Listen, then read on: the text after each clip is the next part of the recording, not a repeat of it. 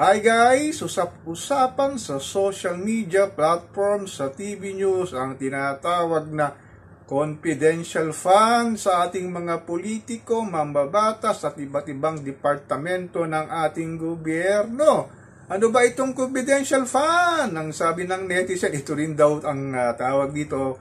Dati ay pork barrel, naging pidap, naging dap, at naging daan nga ng pagkakulong ni Senator Bong Revilla at Senator Jingo Estrada at eventually lumaya na sila at naging senador pa. Pero ang kanilang mastermind dito si Janet Napoles ay kasalukuyang pa rin nakakulong. Ito kasing confidential pa na laking pera o buwis ni Juan Pasang Cruz na hindi alam kung paano ginagamit ng ating mga politiko mambabatas.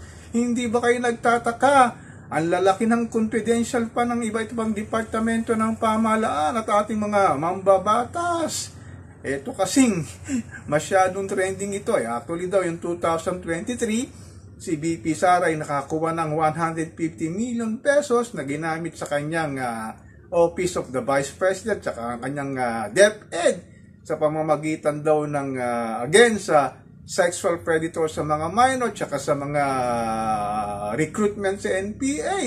Ito naman si Martin Romualdez, ang ating speaker ng Kongreso, meron daw 1.6 billion. At ito naman si Senator Mick Zubiri na 331 million na hindi alam kung saan ginamit itong confidential funds. Ang sabi ng mga netizen, itong confidential ba, transparent ba to the public? Pero oo naman, sa katunayan kay BP Sara Duterte ay makikita natin publicly sa kanyang opisina of the Vice President, sa website niya makikita kung paano ito ginastos at also sa Freedom of Information makikita rin ito. Pero kay PBBM, semi-transparent lang daw, hindi mo ma-access sa kanyang website. Ito namang si Speaker Martin Romualdez, 1.6 billion nga. Walang klaro kung saan ito ginastos at paano ito ginastos. Gayon din itong si Senator Mick Zubiri, sinasabing hindi rin klaro at hindi mo ma-access sa Freedom of Information sa kanilang website. Wala kang makakita. Ano ba itong nangyayari sa confidential funds na pagkalaki-laking binubuwis sa mga katulad nating mamamayan, particularly si Juan Pasang Cruz? Anong ginagawa ng COA rito? Wala yatang audit report ang nangyayari. Pag chinek mo sa Commission of Audit website, ilan ba ang ating kongresista? 316 sila. Walang makikita ang audit. Meron doon yung ginastos nila sa loob ng 1 year.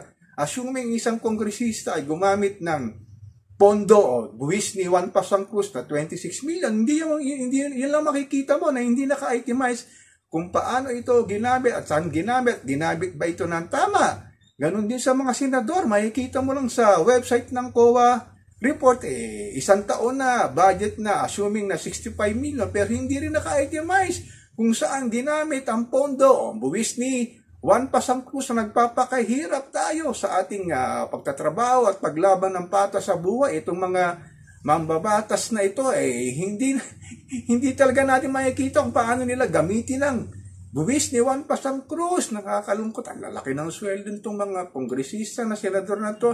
Merong manggagarang kotse na kanilang minamaneho araw-araw, pero si Juan Pasang Cruz halos hindi na makakain ng 3 beses sa isang araw.